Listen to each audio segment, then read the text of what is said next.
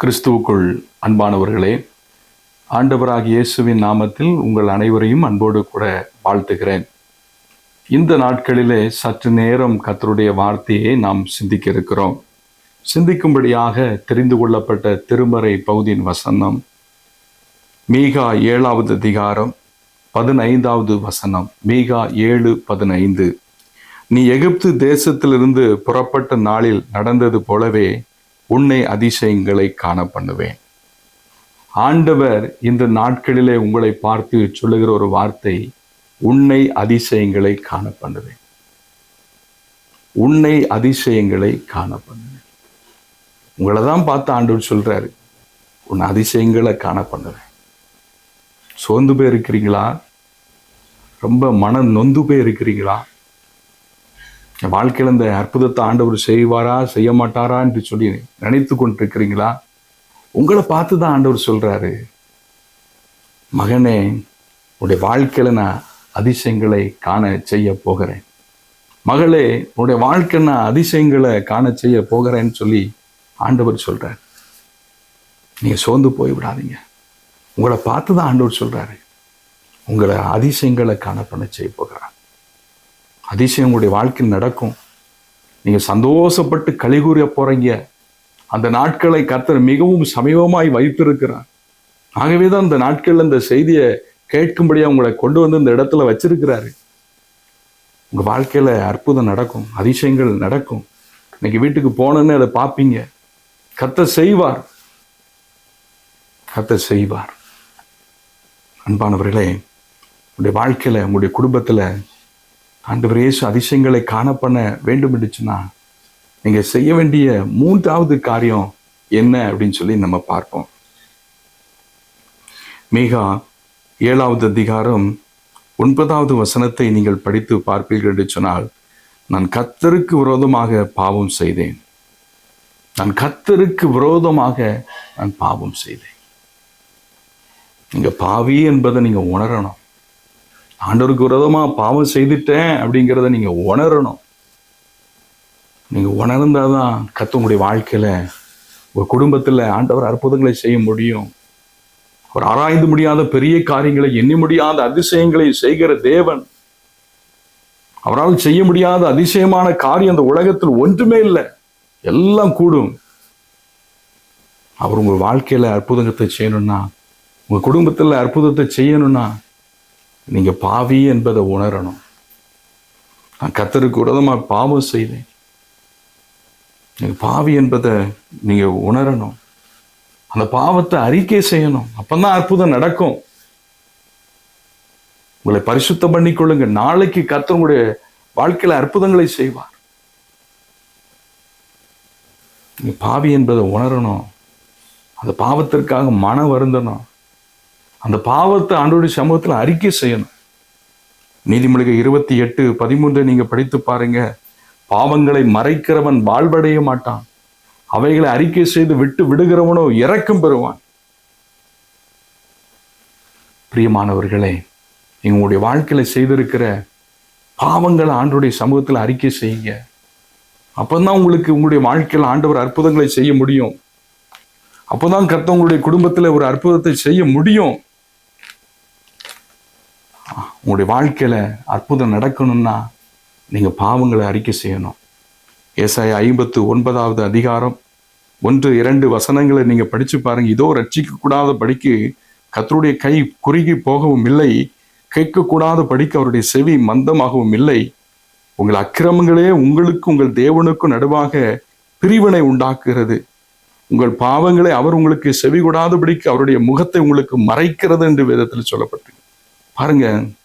நீங்க செய்திருக்கிற பாவம் தான், நீங்க செய்திருக்கிற தவறு தான் ஆண்டவர் அற்புதங்களை செய்ய விடாதபடிக்கு அது தடை பண்ணிட்டு இருக்கு. அந்த பாவம் தான். இன்னைக்கு ஒரு தீர்மானம் பண்ணுங்க. இன்னைக்கு இந்த ஒரு தீர்மானம் பண்ணுங்க. இந்த பாவத்துக்காக மன வருந்துங்க. ஆண்டவருடைய சமூகத்துல அறிக்கை செய்யுங்க. ஆண்டவரே, இந்த பாவத்தை மன்னியும். தடைபெறுகிற இந்த ஆசீர்வாதத்தினுடைய வாழ்க்கையில என்னுடைய குடும்பத்துல தாங்க. நீங்க கேளு, உங்களை தாழ்த்துங்க, வெறுமையாக்குங்க. அப்பந்தான் கர்த்தர் உங்களுடைய வாழ்க்கையில ஒரு அதிசயங்களை, குடும்பத்துல ஒரு அதிசயத்தை, நீங்க எதிர்பார்த்திருக்கிற காரியத்துல ஒரு அதிசயத்தை அவரால் காண செய்ய முடியும். நீங்க வேதாகமத்தில் லூக்கா 5வது அதிகாரம் வசனம் 17 26 வசனம் அடங்கிய இந்த பகுதியை நீங்க படிச்சு பாருங்க. இங்கு ஒரு திமிர்வாதக்காரன் சுகமடைகிற ஒரு சம்பவம் தான் இந்த லூக்கா 5வது அதிகாரம் 17வது வசனத்திலிருந்து 26வது வசனம் அடங்கிய இந்த பகுதியிலே சொல்லப்பட்டிருக்கிறது. பாருங்க, திமிர்வாதக்காரன் என்று சொல்லப்பட்டிருக்கிறது.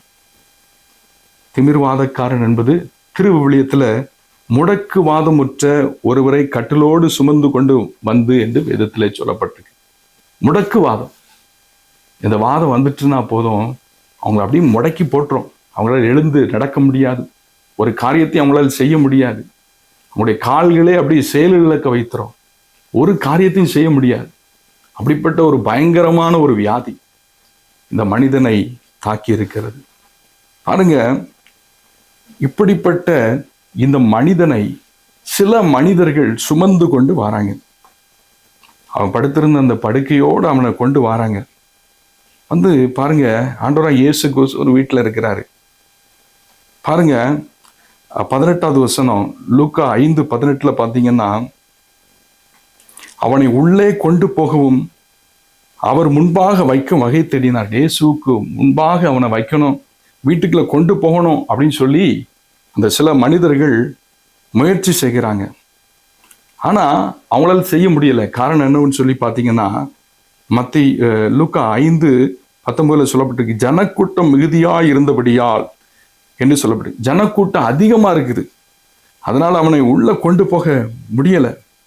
அவங்க பிளான் பண்ணாங்க. அந்த சில மனிதர்கள் வீட்டின் மேலே ஏறி தட்டோடுகள் வழியாய் ஜனங்களின் மத்தியில் இயேசுவுக்கு முன்பாக அவனை படுக்கையோடு இறக்கணும்னு சொல்லி பிளான் பண்ணி அப்படி இறக்கிறத ஆண்டவருக்கு முன்பாக அந்த மனிதன் இப்பொழுது வைக்கப்படுகிறான். ஆண்டவர் பார்க்கிறாரு, இந்த மனிதர்கள் சுமந்து கொண்டு வந்த இந்த மனிதர்களை பார்க்கிறாங்க. அவங்களுடைய விசுவாசம் பயங்கரமா இருக்கிறது. அவங்களுடைய வாழ்க்கையில விசுவாசம் இருந்தாலும் கூட அவன் சுகத்தை பெற்றுக்கொள்வதற்கு தடையா இருப்பது அவன் செய்த பாவம் தான். ஏதோ ஒரு பாவம், அந்த பாவத்தின் விளைவாக தான் அந்த வியாதி அவனுடைய வாழ்க்கையில வந்திருந்து. அதனால இயேசு கிறிஸ்து அவனை பார்த்து என்ன சொல்றாரு தெரியுமா? மகனே, உன் பாவங்கள் உனக்கு மன்னிக்கப்பட்டது அப்படின்னு சொல்லி அந்த மனுஷனை பார்த்து சொல்றாரு. லூக்கா 5:20 மகனே, உன் பாவங்கள் உனக்கு மன்னிக்கப்பட்டது அப்படின்னு சொல்றேன். சொன்ன உடனே பாருங்க, வேத பாரகர், பரிசேயர் இவங்க எல்லாரும் வந்து பார்க்குறாங்க. பார்த்து அவங்க சொல்றாங்க, இவன் தேவதூஷணம் சொல்றான், தேவன் ஒருவர் தான் பாவங்களை மன்னிக்கத்தக்கவர் அப்படின்னு சொல்லி இந்த வேத பாரகர், பரிசேயர் சொல்றாங்க. இயேசு பாருங்க, அவங்களுடைய சிந்தனைகளை அறிந்து அவர்களை பார்த்து சொல்றாரு, உங்கள் இருதயங்களை நீங்கள் சிந்திக்கிறது என்ன?